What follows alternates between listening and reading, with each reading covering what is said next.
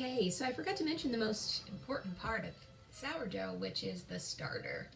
I keep mine in this gigantic mug in the fridge. It looks like that. It's just a bunch of water, flour, yeast and bacteria living in a commune, culturing, fermenting. What's beautiful about sourdough bread is that you allow nature and all of the bacteria and yeast that normally live on your grains to do the work for you. So this is not coming out. I'm going to use this for my rice cooker. This is one of your most important tools in bread making. It helps you scrape the dough around because it gets sticky, it gets everywhere. I don't necessarily love the sensory experience of kneading bread.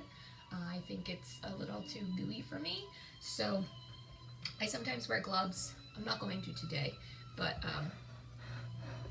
when it's been a rough day and I just can't handle it, then I will. So I'm going to take this out with my little scraper.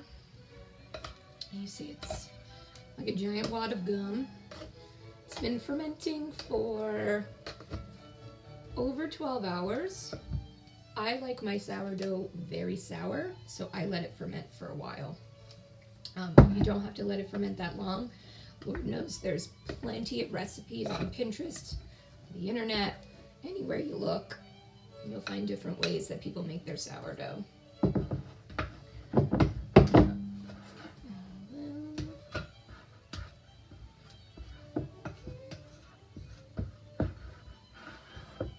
Okay, now it's time to knead.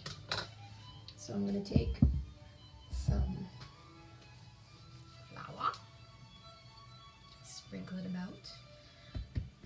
Okay. This is my least favorite part. You can imagine my favorite part is eating it. However, it's important because it helps to develop the gluten. What I'm going to do after I knead this is it's going to get to sit for about 2 hours to rise again, its final rise, in the banetton.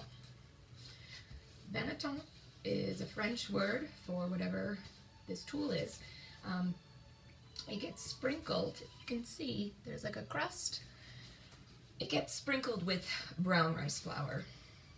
I've tried it with other flours. The rice flour is the best. It doesn't allow the dough to stick, and what you want is for the dough to come out seamlessly because it's going to go on a piece of parchment and get baked.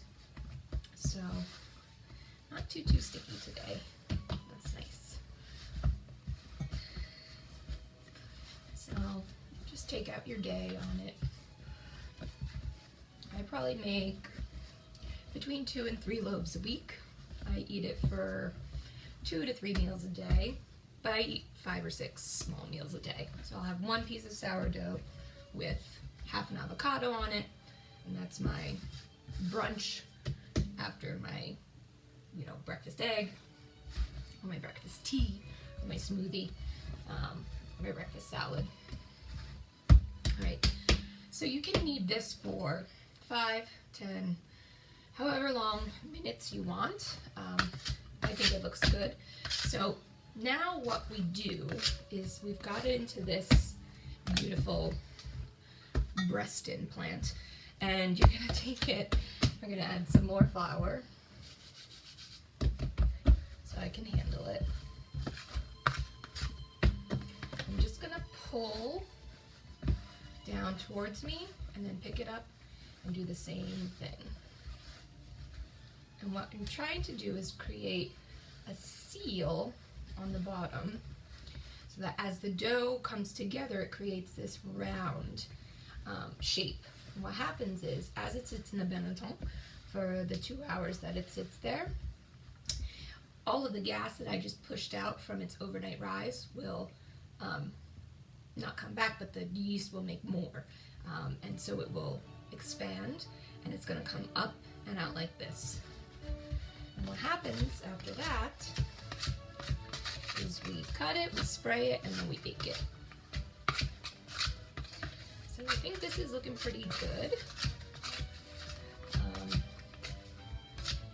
not into rye, you don't have to use 200 grams. You can use 100 grams, you can use 50. You don't have to use any rye, to be quite honest. However, I find it makes the starter more active. It reacts really well to the rye flour, and I feel like when I make a loaf without rye, there's not nearly as much flavor. You don't get like a nutty, deep, woodsy flavor to your bread. It's more like just really nice Wonder Bread, which that's what you're looking for, then be my guest. So I'm gonna take my banetton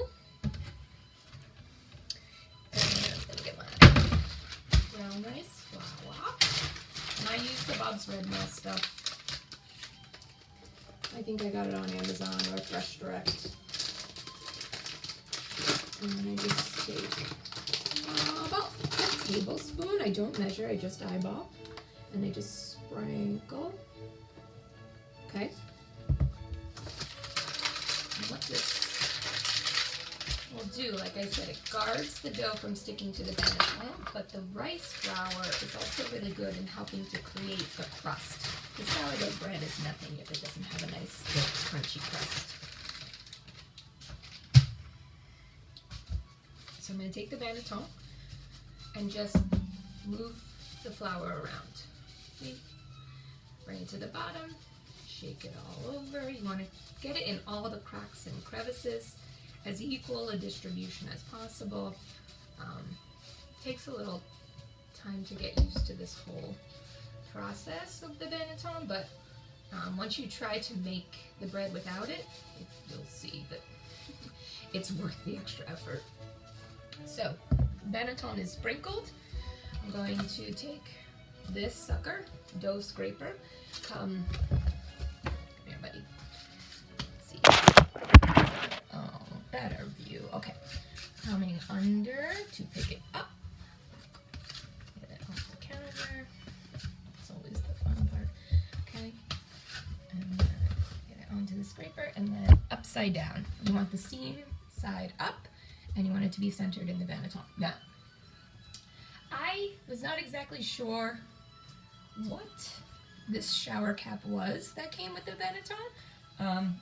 My friend who actually gave me the recipe for the sourdough, who is European and makes it all the time, doesn't know what this is for either. So instead of throwing it away or turning it into a really cute cap, I just cover like this because I think that's what it's for. So give it a little Pee-wee's Playhouse top, and it's gonna sit for 2 hours, and in that time the gas that's created will make the bread dough rise, and once it's done, I'm going to put it into a vessel and bake it at 500, and it's gonna be delicious. So I'll be back. There's coming a part 2, I promise.